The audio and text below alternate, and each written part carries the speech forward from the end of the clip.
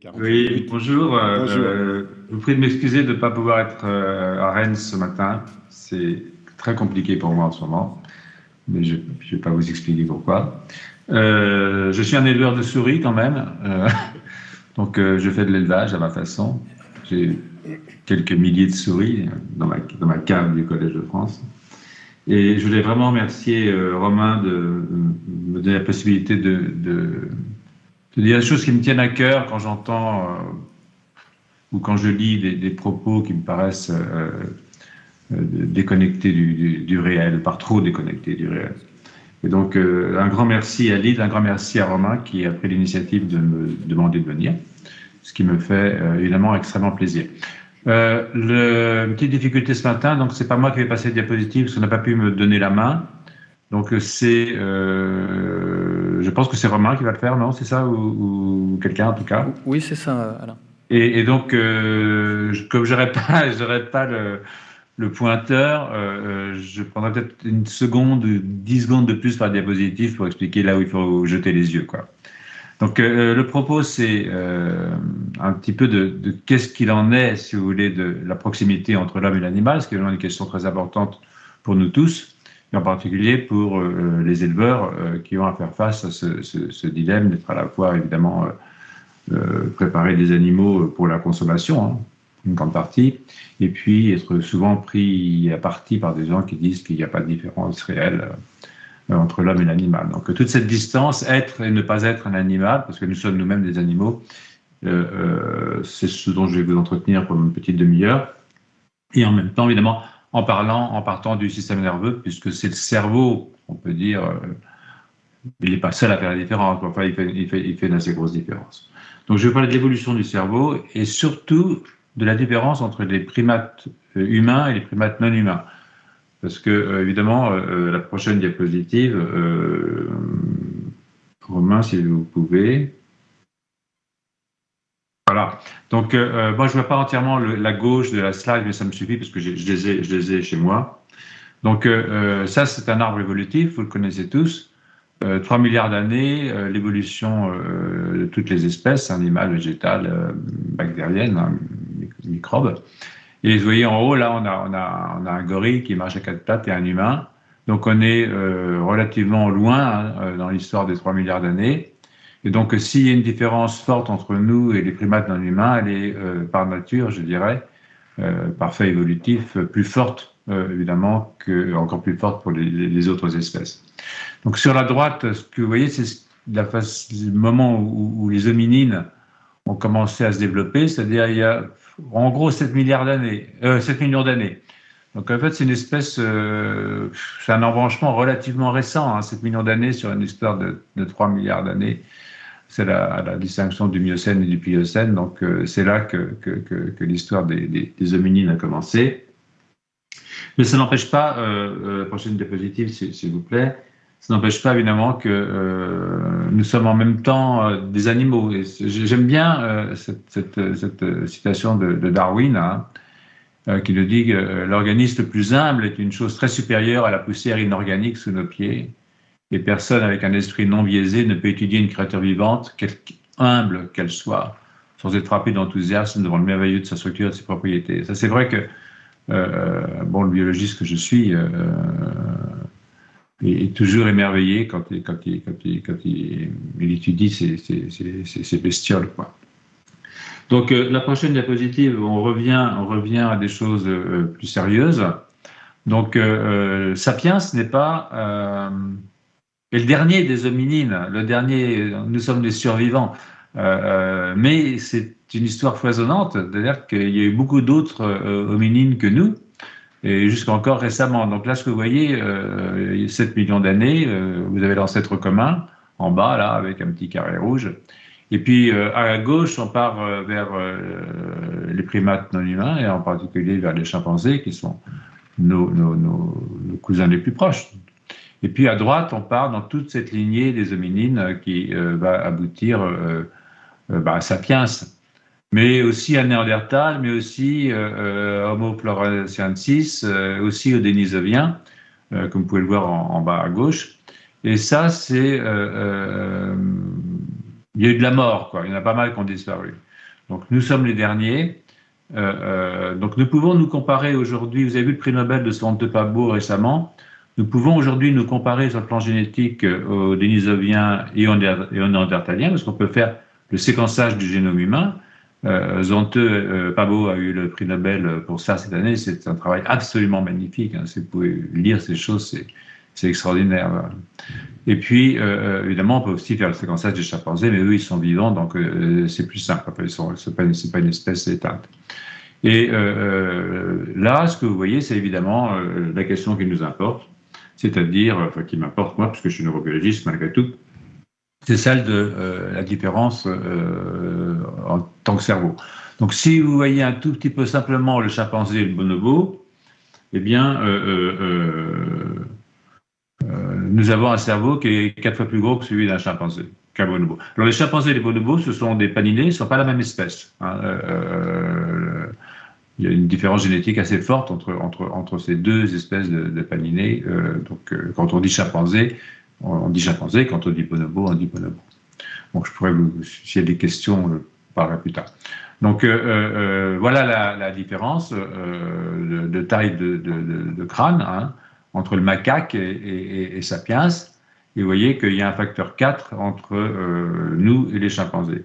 Alors, ce facteur 4, je regarde la suivante. Ouais. Voilà.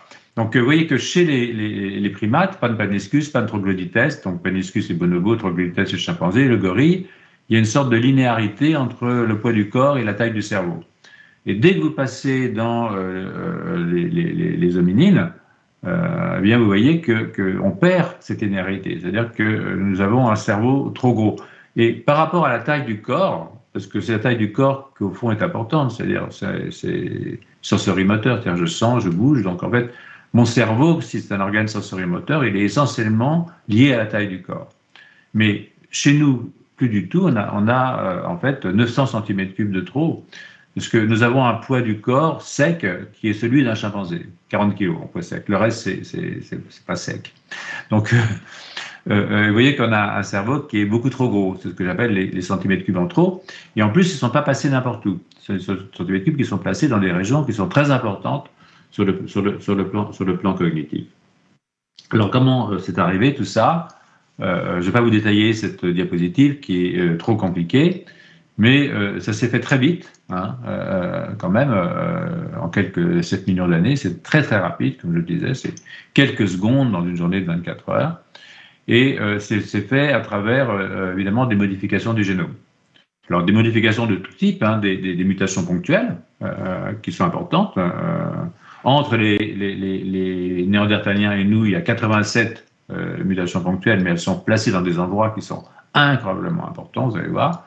Et puis des délétions, des duplications de grandes régions génomiques. Et tout ça a conduit à cet agrandissement incroyable du système nerveux et à sa modification. Avec, en parallèle, évidemment, les artefacts culturels. C'est bien d'avoir passé la diapositive, c'était juste ça, mais c'est pas très grave. Vous voyez sur la gauche tout ce que ça a comme conséquence sur le plan culturel, l'invention des outils, l'invention du feu, et puis l'art, la culture, l'agriculture aussi. Donc, des choses tout à fait étonnantes. Prochaine diapositive, excusez-moi. Donc, pour comprendre comment le cerveau a pu évoluer, il faut savoir que le cerveau, c'est un truc très très simple. C'est un plan. C'est un plan, c'est une feuille comme ça. Donc, avec une partie ventrale au centre et puis des parties dorsales sur les côtés. Quand ça se referme, ça fait un tube. C'est le tube neural. À l'avant, c'est le cerveau. À l'arrière, c'est la moelle épinière. Donc, rien de plus simple. Chez les vertébrés, en tout cas. Et c'est un gros avantage d'avoir un plan, c'est que, en fait, vous pouvez l'agrandir indéfiniment. Il suffit de le plier pour que ça rentre dans la boîte crânienne. Donc en fait, à partir du moment où on a inventé le plan, on n'avait plus de limites à la croissance du cerveau, sauf, évidemment, vous allez voir, des limites d'ordre métabolique. Et ce plan, il est divisé en différentes régions. Et là, j'ai mis 4 régions, hein, frontale, occipitale, pariétale, temporale, c'est pour le plaisir. Et puis, en bas, à B, là, vous avez que ces régions sont connectées, ce qu'on appelle le connectome, connectées avec des neurones. Alors, si j'agrandis la taille de mon cerveau, hein, à droite, là, il est plus grand, je peux introduire de nouvelles régions à base d'une petite région noire qui s'est introduite, hein, et puis évidemment ça crée des nouvelles connexions. Et une des choses vraiment importantes dans l'évolution du cerveau, c'est la création de nouvelles connexions. Je vais vous montrer un tout petit peu, c'est très rapide, hein, prochaine. Par exemple, si vous regardez un macaque, un chimpanzé et un humain, eh bien, il y a des connexions très importantes qui sont nées chez les humains avec les aires pariétales, hein, l'aire de Wernicke, qui sont fondamentales pour l'invention du langage, par exemple. Donc, vous voyez que le cerveau n'a pas l'air très différent, il y en a un qui est un peu plus gros que l'autre, mais au niveau des connexions, il y a des choses qui se sont passées justement à cause de cette augmentation et de l'insertion d'aires nouvelles. Donc, on oublie toujours que c'est la densité et le type de connexion qui sont quand même un paramètre extraordinairement important dans l'évolution des fonctions cérébrales. Alors on peut comparer, prochaine diapositive, on peut y aller, Romain, je crois, si vous y arrivez. Voilà, on peut comparer, grâce à l'imagerie, hein, on peut comparer ce qui se passe, par exemple, dans un cerveau de macaque. Il y a un cerveau humain, quand il regarde, il était une fois dans l'Ouest. Hein, là, ils sont en train de regarder le film, tous les deux. Et puis on regarde par l'activation de la consommation d'oxygène quelles sont les régions cérébrales qui sont touchées. Il y en a beaucoup qui sont communes, bien entendu, hein. Mais il y en a qui ne sont pas communes, hein. Par exemple, le système frontal, vous voyez en bas chez le singe, est beaucoup plus activé. On voit que c'est rouge, hein. C'est là où il y a la flèche B, on voit que c'est rouge. Il est plus activé que chez Sapiens, hein. Apparemment, ça intéresse plus sur le plan intellectuel ce qui se passe là. C'est peut-être à cause du cheval, j'en sais rien. Ça intéresse plus le singe que l'humain. En revanche, les régions pariétales, qui sont des régions qui sont liées à l'audition et au langage, sont plus activées chez Sapiens. Donc, on peut comparer comme ça un peu comme les connexions, parce que tout ça vient quand même de l'œil au départ, hein, ça vient du système visuel. Donc, la prochaine diapo. Romain, je vais vous embêter. Je suis désolé, voilà. Donc, c'est pas tout d'agrandir l'appartement, hein, je prends mon cerveau. J'augmente le plan, donc j'agrandis énormément l'appartement, mais je peux aussi décider de changer les tailles des pièces. C'est-à-dire que je peux décider que je vais mettre plus dans la cuisine, moins dans la salle de bain, ou le contraire, plus dans le salon, etc. Et donc ça veut dire que je déplace les bords. Donc non seulement j'agrandis mon cerveau, mais je déplace les bords. Et si je regarde les régions bleues là, par rapport aux régions mauves, vous voyez que chez un humain, par rapport à un macaque, la région bleue est plus grande proportionnellement, parce que non seulement j'ai augmenté d'un facteur X la taille de mon cerveau, le facteur 4 entre un homme et un chimpanzé par exemple, mais en même temps j'ai aussi donné plus de place à cette région par rapport à d'autres. Et ça c'est quelque chose d'absolument fondamental, parce que c'est pas uniquement la taille, c'est aussi la taille respective des différentes aires corticales. Alors les régions frontales sont plus importantes sur le plan cognitif bien entendu que les régions occipitales. Alors, et ça peut se faire à taille de cerveau égale. Hein, sur la droite, vous avez une manip, elle est assez rigolote, je la montre toujours parce que, évidemment, elle est amusante. Hein. Elle montre comment, là, il y a M1, c'est les aires motrices primaires, S1, les aires sensorielles primaires, et V1, les aires visuelles primaires, dans le cortex. Donc, ça, c'est un truc tout bête. Mais vous voyez qu'en jouant sur certains gènes de développement, sur leur niveau d'expression, sur leur durée d'expression, eh bien, je peux, à taille de cerveau égale, hein, totale, je peux, par exemple, augmenter énormément les aires visuelles et diminuer les aires sensorielles et les aires motrices. Et donc ça, c'est des choses qui sont extraordinairement possibles, qui sont produites au cours du développement, c'est-à-dire que non seulement on a augmenté la taille du cerveau, mais on a aussi modifié, si vous voulez, la taille des différentes pièces dans le cortex. Et c'est quelque chose qu'on oublie souvent. Et dans la prochaine diapositive, vous allez voir pourquoi c'est possible. C'est possible parce qu'en fait, le cerveau, c'est un organe extraordinairement simple. On vous dira toujours, évidemment, les neurobiologistes, ils disent toujours que le cerveau, c'est compliqué, c'est leur boulot, donc ils ne vont pas dire que c'est simple. Mais c'est un organe très, très simple, parce que dans tout le cortex, il a exactement la même structure, avec ses 6 couches. Hein, et les systèmes de computation, là j'ai mis un pour la vision et l'autre, par exemple, pour les sentiments, hein, le cœur brisé, et les systèmes de computation de neurones, des réseaux de neurones qui computent les informations, à l'entrée et à la sortie, sont plus ou moins les mêmes. D'accord ? Ce qui change, c'est ce qui rentre et ce qui sort. Donc, et c'est parce que le cerveau est simple qu'on a pu changer les bords. Parce que si le cerveau était compliqué, c'est-à-dire que si ce n'était pas la même chose de regarder, pas la même chose de sentir, on ne pourrait pas modifier les bords dans le système. Donc, et c'est comme ça que chez Sapiens, maintenant, eh bien, on a 52 aires qui sont dédiées à des fonctions différentes.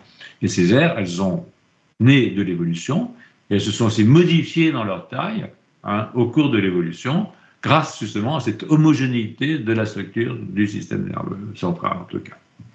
Donc, et puis, bon, les changements des circuits, j'en ai parlé, c'est très important. Alors, dans les diapos qui suivent, je vais donner, il n'y a pas que la surface du cerveau, il y a aussi son épaisseur. Alors, l'épaisseur varie assez peu. Un cerveau humain, ça a quoi, 2 ou 3, ça a 2 mètres carrés et 3 ou 4 mm d'épaisseur. On peut se coucher dans son cerveau, mais c'est assez fin quand même. Mais ce que vous voyez ici, par exemple, c'est qu'au cours de l'évolution, eh bien, si je compare des primates non humains et des humains, eh bien, il y a plus, il y a le même nombre de couches, mais les couches sont plus épaisses. Et puis, évidemment, il y a plein de types neuronaux, mais je ne vais pas revenir là-dessus. Si vous voulez un cours de neurobiologie, je serais ravi de le faire, mais plus tard. Mais là, l'idée, c'est de montrer un petit peu les différences au cours de l'évolution. Donc, la prochaine diapositive vous montre que l'augmentation du nombre de neurones, c'est parce que il y a des progéniteurs neuronaux, et puis ils se divisent, et plus ils se divisent, et moins ils meurent, et plus le cerveau est grand. Et donc, il y a des zones où ça se divise, et puis ensuite ça migre, et ça fait l'épaisseur du système nerveux. Et vous voyez, à gauche, vous avez une souris, à droite, vous avez un humain. Eh bien, chez les humains, la division est plus forte, plus grande que chez la souris. Ça, c'est des choses qui sont liées à des mutations génétiques qui ont l'air de rien du tout, mais qui sont quand même assez rigolos. Là, il y a un papier, là, prochaine diapositive, qui est sorti très récemment, je crois là, il y a 15 jours, en gros, dans Science. C'est un papier, justement, du groupe de Wieland-Hüttner et aussi de Svante Pääbo, qui est pour moi une sorte de héros quand même. Et ils ont identifié une mutation ponctuelle, c'est un nucléotide qui change, d'accord, c'est rien sur l'ensemble des milliards de nucléotides du génome. Et ce que vous voyez, ça a une influence extraordinaire sur la multiplication des progéniteurs dans les régions antérieures du cerveau. C'est ça qui est important, dans les régions antérieures. Et là, c'est une comparaison entre les Néandertaliens et les sapiens. Nous avons 500 000 ans de séparation avec ces cousins très proches. 500 000 ans, c'est rien du tout. Et donc, et une mutation, c'est rien du tout. Mais la conséquence, elle est très grande. Et c'est pour ça que les gens qui vous disent il y a 1,25% de différence entre l'homme et le chimpanzé parce qu'il y a 1,25% de mutation, de différence de nucléotides, c'est idiot. L'important de la mutation, c'est l'endroit où elle tombe, c'est comme la bombe de l'ongle de Borisian. Si ça tombe dans un endroit qui est vraiment très important sur le plan du développement du système nerveux, alors effectivement, même si on n'a qu'une, elle peut être absolument dramatique au sens propre du terme. Alors, on peut mesurer ça, c'est juste un exemple, c'est des régions qui sont accélérées spécifiquement chez l'homme, et on peut prendre la même région chez le chimpanzé, et puis on peut la cloner et la balancer dans une souris qui sert de tube à essai, et on peut voir comment cette mutation chez Sapiens, ou cette modification chez Sapiens, peut avoir un effet sur la taille du cortex. Donc vous voyez que, par exemple, c'est le gène de chimpanzé qui a été mis, et puis à droite, c'est le gène, plutôt c'est une région régulatrice, en fait, pas un gène qui régule l'expression des gènes. Et à droite, c'est Sapiens, vous voyez que quand vous mettez le gène de Sapiens, même chez une souris, ou la région régulatrice de Sapiens, même chez une souris, eh bien, vous avez une augmentation de la taille du cortex de la souris. Donc, on peut jouer comme ça et voir l'effet de ces mutations, de ces délétions, de ces duplications, en utilisant la souris comme tube à essai. C'est pour ça qu'on a beaucoup de souris dans nos laboratoires. Et on peut comme ça voir que des toutes petites modifications peuvent avoir de très gros effets sur le plan évolutif. Alors, là, c'est un autre exemple. Vous pouvez passer tout là, parce que comme j'avais fait avec des... Voilà. Là, c'est un autre exemple. C'est un gène qui est présent à un exemplaire chez le chimpanzé ou chez l'orang-outan, mais il y a eu 2 duplications, donc il est présent à 3 exemplaires chez Sapiens, et certains exemplaires en trop, si j'ose dire, ont pu être mutés, acquérir de nouvelles fonctions qui sont impliquées dans le développement du système nerveux. Donc, et puis, il y a des duplications, mais je ne vais pas vous embêter avec tout ça. La prochaine diapositive est particulièrement intéressante dans son concept. Ce que vous pouvez voir, c'est qu'il y a des régions rouges et des régions vertes qui sont. Alors les rouges, c'est des régions qui sont mutilées. Et vous voyez donc que vous avez, par exemple, les Denisoviens, les Néandertaliens et les chimpanzés en bas sont plus proches les uns des autres qu'ils ne sont de tous les humains dont on a fait le séquençage à partir évidemment des grottes ou des cavernes de Sapiens. Nous avons aussi vécu dans des grottes et dans des cavernes, comme vous le savez, pour ceux d'entre vous qui ont visité les parois pariétales de Lascaux ou d'autres grottes. Et donc, ce que vous voyez, c'est qu'il y a des régions différentiellement mutilées. Et ça, c'est très important parce que ce n'est pas un changement de l'ADN, hein, c'est un changement des modifications de l'ADN qui sont fondamentales pour le niveau d'expression des gènes. Parce que ce qui est important, ce n'est pas tellement le gène lui-même, ce n'est pas tellement la protéine elle-même, c'est le moment où elle s'exprime, le niveau auquel elle s'exprime et le temps pendant lequel elle s'exprime, surtout quand c'est un gène de développement, vous imaginez bien. Si j'ai un gène qui est impliqué dans la prolifération des cellules du système nerveux central, s'il s'exprime à plus haut niveau pendant plus longtemps, et bien évidemment, ça aura des effets extraordinairement importants. Et c'est les régions régulatrices qui disent ça. Et dans un système, dans un génome, hein, les régions codantes, c'est 2% du génome. Les régions régulatrices, c'est 98% du génome. Alors, avec des effets, je ne vais pas vous embêter avec ça, mais des effets sur la morphologie. Là, vous voyez, par exemple, qu'il y a des gènes qui sont différentiellement mutilés et différentiellement exprimés, et dont le différentiel d'expression a un effet très fort sur la morphologie faciale. Hein. Il peut aussi avoir, vous allez voir sur la prochaine diapositive, un effet très fort sur le système buccal et pharyngé. Et vous voyez ici que, en particulier, la descente du larynx chez Sapiens, et puis la forme carrée de sa cavité buccale, la position de la langue et tout ça, lui donne la possibilité, par rapport à un chimpanzé, d'un langage articulé. Il n'y a rien de plus fin, si vous voulez, sur le plan moteur qu'un langage articulé. Hein. Ce que je suis en train de vous faire là et que vous faites vous quand vous parlez, faites une conférence, ou parlez à vos enfants, ou parlez à vos parents, eh bien, ça implique, si vous voulez, une finesse des mouvements moteurs, de position de la langue, de position des dents, etc., qui est extraordinaire et qui n'est pas possible sans une modification de la musculature, une modification de la position du larynx, une modification. Et donc, c'est pas uniquement intellectuel, c'est aussi extraordinairement important sur le plan de la finesse motrice. Et ça, on l'oublie toujours, et donc c'est pour ça que je vais vous montrer cette diapo. Donc là, c'est quelque chose qui est très important, je crois très important, c'est que je dis, il n'y a pas de limite à la taille du cerveau. En fait, parce que c'est un plan, donc on peut faire aussi grand qu'on veut, puis on le plisse et puis on le met dans la case, quoi. Donc, mais en fait, c'est pas vrai du tout. Parce que le cerveau est un organe qui consomme, chez nous, 20% de l'énergie quotidienne, hein, la nourriture. C'est 2% du poids du corps. Donc, c'est un organe qui consomme énormément d'énergie. Et quand on crée de l'énergie, eh bien, on fait aussi de l'ATP, c'est de l'ATP. Et quand on fait de l'ATP, on fait des radicaux libres. Et quand on fait des radicaux libres, eh bien, on casse son cerveau. Voilà. Enfin, on casse son ADN, on casse ses protéines, on casse ses lipides.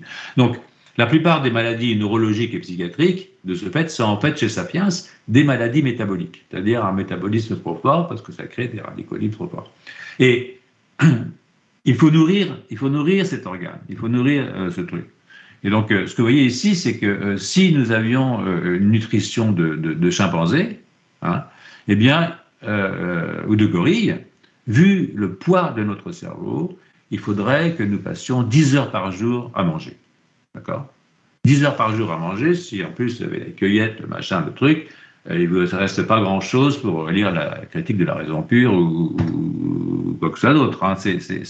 Donc, les modifications nutritives qui sont nées dans l'espèce humaine, en particulier l'invention de la cuisson, le feu, tout ça, et qui a permis de réduire, si vous voulez, le temps mis à la nourriture à quelques heures par jour, 2-3 heures par jour, c'est le maximum quand même, eh bien, c'est quelque chose d'absolument exceptionnel, extraordinaire. Donc, on ne peut pas avoir une diète, on consomme énormément d'énergie, donc ça a des conséquences, évidemment, sur le plan des maladies métaboliques, y compris maladies psychiatriques et neurologiques, mais en même temps, ça a une conséquence sur le temps qu'il faut pour nourrir cet organe, et donc, il y a une limite. Donc, il y a des limites à ça. Mais ce que je veux dire, c'est faire souligner l'importance de la nutrition dans la physiologie cérébrale. Donc, un cerveau, bien entendu, c'est 10% de neurones seulement, tout le reste, ce n'est pas des neurones, hein. Même si les neurones prennent beaucoup de place à cause de leurs fibres, leurs dendrites, leurs axones, tout ce qui fait les connexions.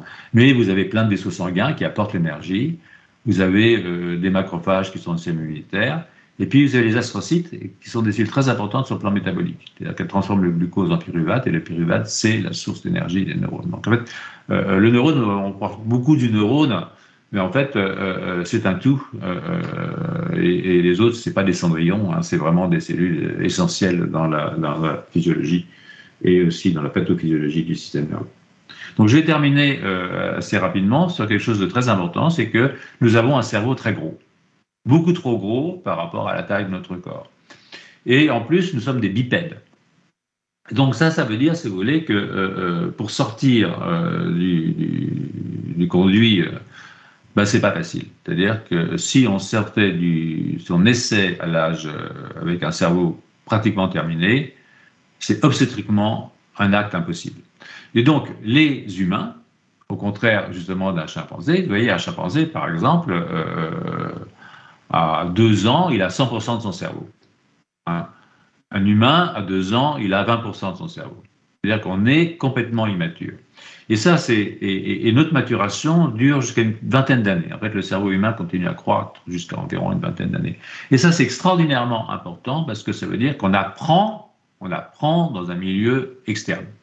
C'est-à-dire que le cerveau se développe à l'extérieur, et donc il se développe dans une interaction sociale extraordinairement importante. Donc, vous voyez ici, par exemple, que le prochain, mettez toute la diapositive, parce que voilà. Vous voyez ici, par exemple, vous avez des gènes de développement du cerveau qui sont impliqués aussi dans la formation des synapses, qu'à gauche, on va compter le nombre de synapses.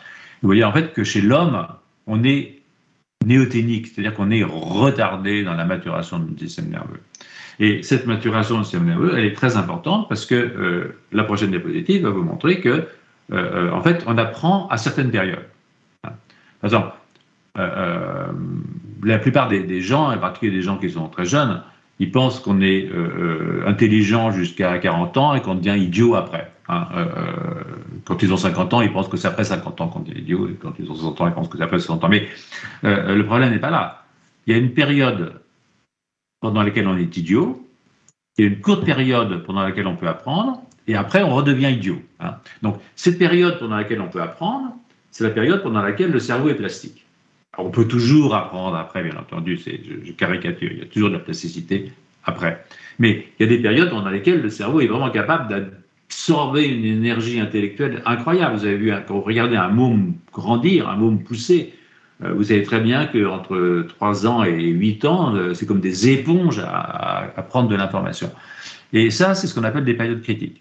Les périodes critiques d'apprentissage, qui sont très importantes, ne sont pas les mêmes pour toutes les fonctions cérébrales. Les périodes, par exemple, pour le visuel, pour le moteur, viennent avant le cognitif. Mais ces périodes, il ne faut pas les rater, bien entendu. Mais chez nous, elles sont très longues, elles viennent très tard, d'une certaine façon, et donc elles se font dans un milieu qui est très riche. Et ça, c'est quelque chose qu'on oublie toujours, c'est-à-dire que l'interaction sociale, l'interaction cognitive, elle nourrit le cerveau. Le cerveau, ce n'est pas une machine qui est terminée, et puis après, elle se déglingue. C'est une machine qui se construit, et elle se construit en fonction des informations qu'elle reçoit. Et elle peut intégrer ces informations pendant certaines périodes. Et chez nous, contrairement à ce qui se passe chez des animaux qui ont des cerveaux plus petits, qui ont donc pu sortir plus tôt, presque fini, presque terminé. Vous voyez un poulain qui sort d'une jument et hop, ça va. Si vous voyez un sapiens qui sort d'une femme sapiens, honnêtement, vous ne le laisseriez pas seul dans la campagne, il faut s'en occuper. Voilà. Donc ça, c'est quelque chose d'absolument fondamental. La prochaine diapositive vous montre que toutes ces périodes critiques de plasticité aiguë n'ont pas lieu au même moment pour toutes les régions. Et elles ont lieu tardivement pour ce qu'on appelle les aires associatives, c'est-à-dire les aires qui sont impliquées dans la cognition. Et dans les aires qui sont impliquées dans la cognition, la prochaine diapositive va vous montrer l'animal humain est très tôt très intelligent, et très tôt, ça va durer très longtemps. Vous voyez, ici, on peut comparer un humain de 3 ans à un chimpanzé adulte ou un orang-outan adulte, dont les tâches qui sont les tâches d'interaction sociale, l'humain de 3-4 ans, il est nettement supérieur à un chimpanzé ou à un orang-outan. Pour les tâches motrices, ce n'est pas le cas. À 3 ans, un môme, il est beaucoup moins bon sur les systèmes moteurs que les systèmes sociaux. Donc, on a un mode de développement qui est très très particulier et qui fait de nous des animaux très très différents des autres. Comme vous le montre la prochaine diapositive, ça n'a rien à voir un sapiens et un chimpanzé. Alors, juste cette diapositive-là, parce qu'elle est importante pour ceux d'entre vous qui s'intéressent aux maladies psychiatriques, par exemple. Par exemple, la période de plasticité des régions qui sont impliquées dans les relations sociales d'une sexualité adulte, hein, c'est-à-dire après la puberté, eh bien, elles sont dans une région du cortex qui est antérieure, en fait, cortex frontal dorsolatéral, et cette région, elle mature après la puberté, c'est-à-dire que le signal, c'est l'arrivée des hormones, et il faut que le cerveau se réorganise en fonction de cette nouvelle information, donc qu'il soit plastique, qu'il soit capable de se réorganiser. Et si pour des raisons génétiques, environnementales, en général, un croisement de causes à la fois génétiques et environnementales, le cerveau humain n'est pas capable, pendant cette période cruciale où il y a une véritable métamorphose du monde, rappelez-vous, on ne se regarde plus de la même façon, on ne regarde plus les gens de la même façon, on n'est pas regardé par les autres de la même façon. Et ça nécessite une adaptation très importante au niveau des réseaux neuronaux du cortex frontal dorsolatéral. Si ça se passe mal, alors évidemment, on a un problème d'interaction sociale qui se traduit par ce qu'on appelle une maladie psychiatrique. Donc, cette plasticité, elle est super importante. Alors, pour revenir à nos amis et les singes, 1,23% de différence génétique, mais vous voyez, de mutation, beaucoup plus en fait sur le résultat.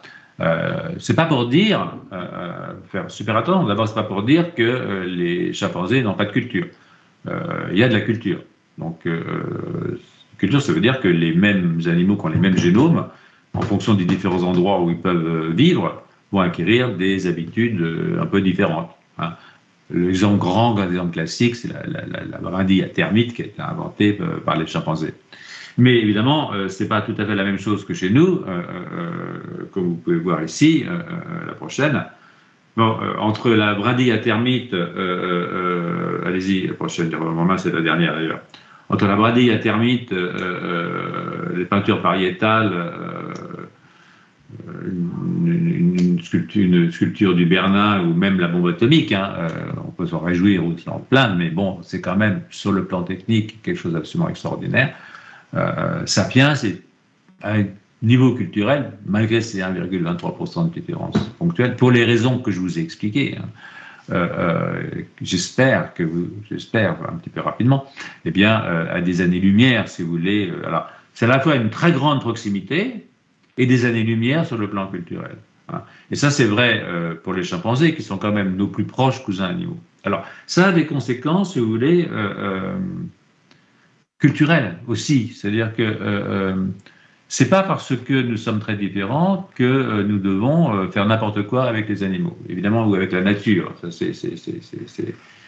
Mais c'est un fait culturel. Un fait culturel humain.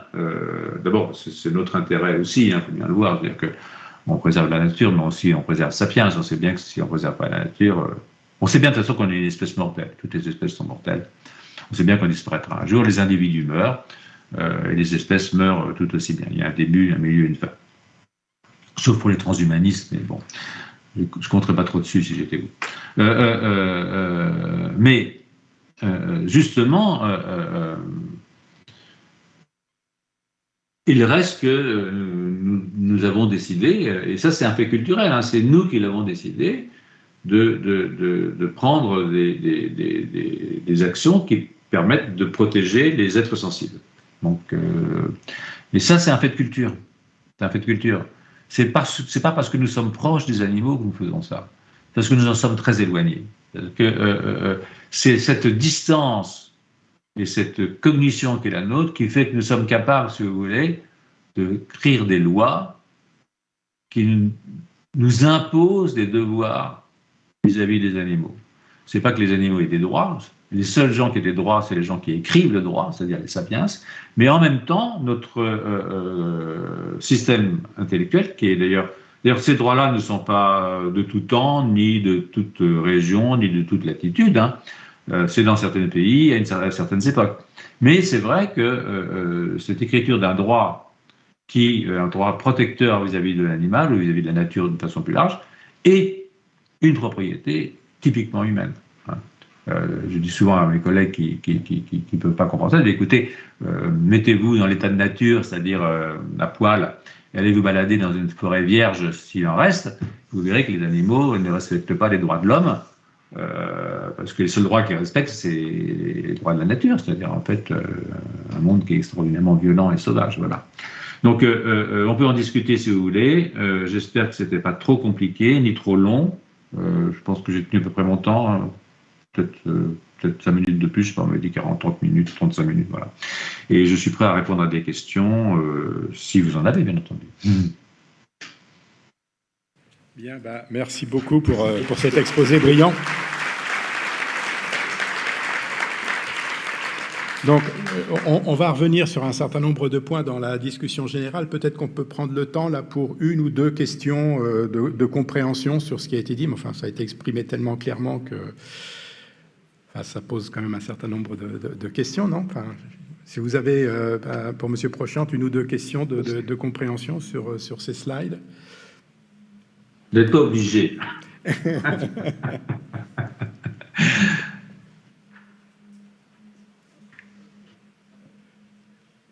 Donc la discussion générale est un... Oui, il y a une question là.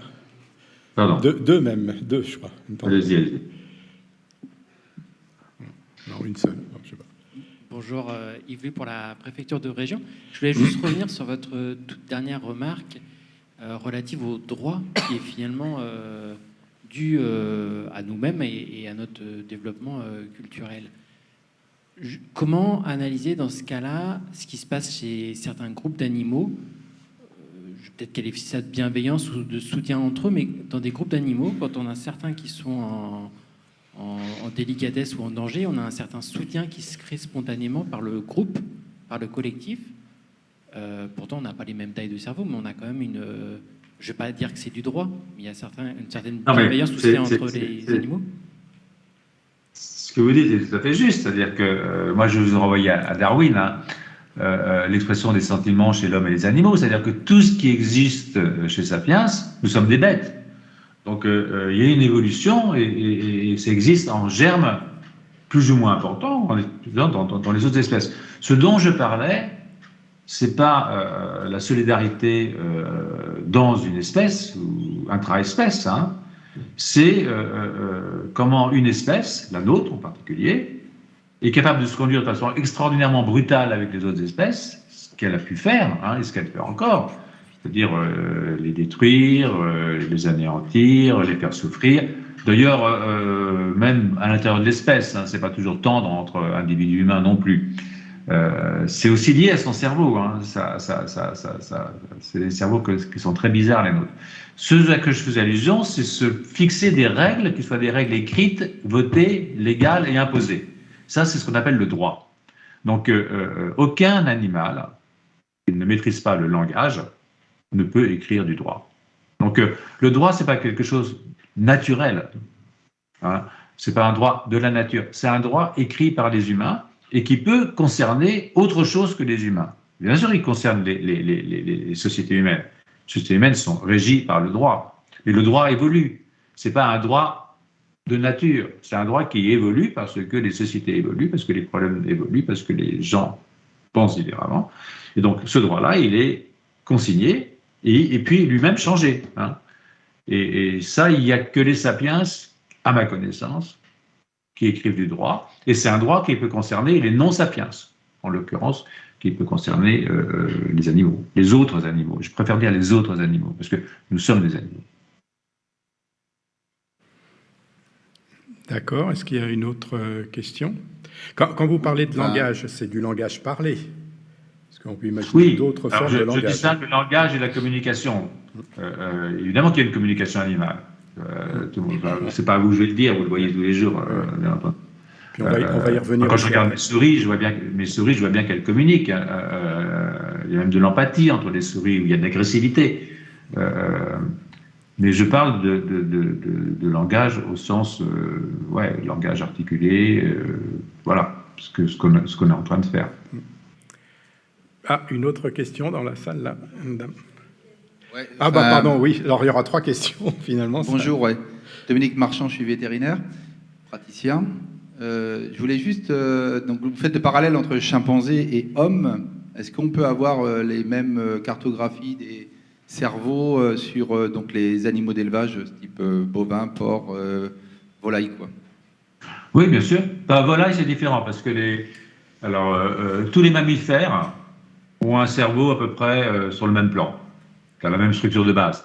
C'est pas le même nombre d'aires, c'est pas la même taille, c'est pas la même taille respective des aires, comme je vous expliquais. Mais le schéma de base du cerveau d'un mammifère, c'est le même. C'est-à-dire que c'est une plaque qui est coupée en différentes régions, de différentes tailles. Il y a un plus grand nombre de régions chez nous que chez d'autres. Et puis, les systèmes d'analyse des informations sont grossièrement les mêmes. Voilà. Donc, alors pour les autres, les non mammifères, par exemple les oiseaux, les sauropsidés, les poissons, le cerveau est construit. Alors, évidemment, on a évolué, on a un ancêtre commun, donc il y a quelque chose de commun. Mais, par exemple, ils ont un cerveau à 3 couches et pas à 6 couches, c'est construit différemment. Mais il y a même des choses communes avec les insectes, c'est-à-dire qu'il y a des gènes de développement qui sont impliqués dans le développement du cerveau humain, qui sont qu'on appelle orthologues, c'est-à-dire homologues à travers l'évolution, chez la mouche. Et on peut d'ailleurs remplacer un gène de souris par le gène orthologue de la mouche, et ça permet de construire un morceau du cerveau de la souris. Donc, l'évolution, c'est ça, c'est-à-dire que nous sommes, d'une certaine façon, nous sommes tous parents depuis le dernier unicellulaire. Évidemment, on est tous parents, ça ne veut pas dire qu'on est tous les mêmes. Et une chose très importante sur laquelle vous voulez m'interroger plus tard, mais je ne fais pas de hiérarchie. Donc, c'est pas mieux d'être un sapiens qu'un chimpanzé. Mais bon, c'est nous qui avons gagné pour l'instant l'évolution. On a gagné parce qu'il n'y a pas d'espèce qui occupe 70% du territoire du globe. Il n'y a pas d'espèce qui a mis 2 bons hommes sur la Lune. C'est un succès évolutif extraordinaire. Ça durera ce que ça durera. C'est pas sûr qu'au bout du compte, ce ne soit pas les autres qui gagnent. Voilà, mais ça, c'est la vie, justement. Alors, il y a 2 dernières questions. Il y a Alain Boissy, puis il y a une question dans le fond, là. Oui, bonjour, Alain Boissy, INRAE et CNRBEA. Je vous remercie beaucoup déjà pour votre présentation et je voulais, donc j'avais différentes questions, mais je voulais juste vous demander, vous nous avez beaucoup montré en fait les distinctions et la grande évolution du développement du cortex chez l'espèce donc Sapiens. Qu'en est-il des structures sous-corticales? Excellente question. Est-ce que vous Excellente avez... question. Voilà. Excellente question. Évidemment, je vais parler du cortex parce que c'est ce qu'il y a de plus simple. Mais je suis tout à fait aussi à l'idée que Sapiens, c'est le moteur sur une charrue. C'est-à-dire qu'il y aura un cerveau rectilien, puis un cerveau... Non. Justement parce que le cerveau est entièrement connecté, et que ce qui rentre et ce qui sort, c'est très important, et que par exemple, je rentre par le système sensoriel, je fais des relais au niveau du thalamus, ensuite je monte au niveau du cortex. Quand le cortex évolue, tout ce qui est en dessous, ça évolue aussi. Donc, c'est une évolution globale du cerveau. Donc ça serait c'est plus simple pour moi de faire une démonstration rapide en partant du cortex, mais c'est clair que l'évolution, elle touche l'entièreté du cerveau. Oui, donc dernière question.